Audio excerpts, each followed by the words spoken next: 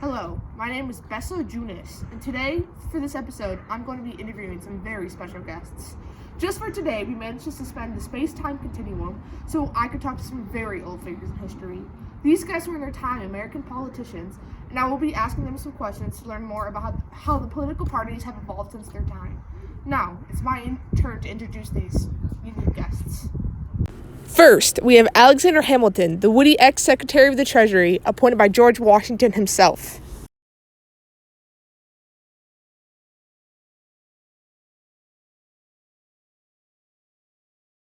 And next up, we have the future President of the United States and writer of the Declaration of Independence, Thomas Jefferson. Woo! So, to begin today, please introduce yourself to the audience and give us a brief outline of your political alliances. Hi, I'm Alexander Hamilton, leader of the Federalist Party. My party and I strongly support a united national government, a centralized banking system, and having close ties to our mother country, Britain. And I'm Thomas Jefferson. I'm the leader of the other political party, the Democratic Republicans. Unlike others, Hamilton, I actually believe in the individual rights of the American people. Therefore, I want a self-dependent country that focuses mostly on agriculture and farming. Well, it sounds like you two are very passionate about your beliefs. Can you elaborate more on your plans and what your long-time goals for this country is? Well, for the Democratic Republicans, we saw what an all-powerful government does in places like France. It creates bloody revolution with no end in sight. We want a nation ruled by the people for the people, and we believe that a small agrarian country focused on states' rights and farming is what will help us accomplish this. If we want to be completely safe from the negative influences like European industrialization and a powerful central government that terrorizes the nation, then we need laws that increase states' rights and decrease the chance that a president could single-handedly destroy our entire country, just like they did in France. For the Federalists, we saw the weakness of the Articles of Confederation and how they made America into a laughingstock.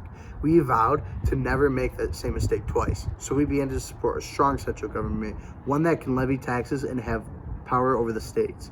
Without one, the national government would have no way to create revenue, and since the country would be so divided, we would have no central unity and would end up splitting over state loyalties. Federalism is the only way to keep America safe and help us become one of the most powerful trading countries in the world.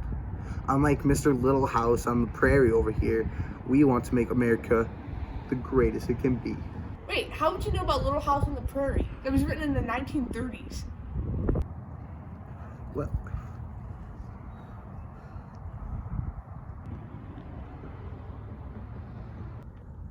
Moving on, could you tell us a little bit more about your own political environment, especially how... No. Okay, moving on, could you tell me a little bit more about your current political environment, especially how the political parties' divisions affect the government and the citizens themselves? our policies certainly divide us government officials in political sense, but in a personal sense, I think we all feel more loyal to our country than our specific political party. After all, even though we use different techniques, we are all fighting for the same thing, to make America the very best country it can be. I actually agree, Hamilton. And as for the people, I believe they vote for whichever candidate they agree with, no matter their own political party. For example, if a white landowning man wanted to vote for a Republican, even though he was a Federalist, that would be relatively commonplace. People now have much more loyalty to their own personal political beliefs than their parties. Why? Thank you both for answering my questions. It has been a really eye-opening experience to hear more about the political climate in the 1700s firsthand. Unfortunately, however, I think our interview has come to a close because that's all the time we have for today. I really had a nice time working with you two, and I hope you can come back for a follow-up episode. Of course. Thank you for having us. I hate you. Anyways, thank you for having me too. I hope you have a great night. Bye. Well, thank you very much. Now we have another two very, very important guests tonight. Our team managed to convince two people who are totally not busy and totally not running for the next presidential election to come to the Garfield Elementary School Park and talk to us today. So it is my great pleasure to introduce you to two of the biggest political figures, President Donald Trump and Senator Bernie Sanders. Thank you very much for having me here. Hello. Turn down the lights, please. I'm very the glad to sun. be here. It's the sun. Turn it down, old man. By that I mean your voice. I think it's safe to assume that our audience already knows you, so I'm going to skip the introduction and go straight to the big questions. Today's show is to see how your answers compare to Jefferson and Hamilton's, so we can see how the political parties have changed over time. So I'm just going to ask you the same question that I gave them and see how your answers compare. So now the first question again. Can you elaborate more on your plans for the country and what your party's long-term goals for the nation are as well? Well, first off, I'd like to say thank you. Free healthcare for all. Well, I'm running as Democrat in this presidential election, although I am more of an independent. I want to reform America's healthcare system and make sure everyone has free and steady access to life-saving care, while also making college free with the help of high business taxes so our students are not held back by hundreds of thousands of dollars of debt.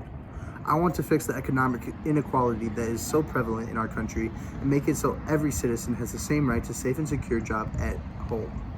Oh, sure, old man. What you really want is a socialist nation where people have crazy high taxes and a bad economy. With me, I'll get the economy booming and create thousands and thousands of jobs. Oh, wait, I already have. I'll cut taxes, keep the big businesses thriving, and make sure we build a wall to help secure our borders. I'll also increase military spending and further our sixth branch, the new Space Force.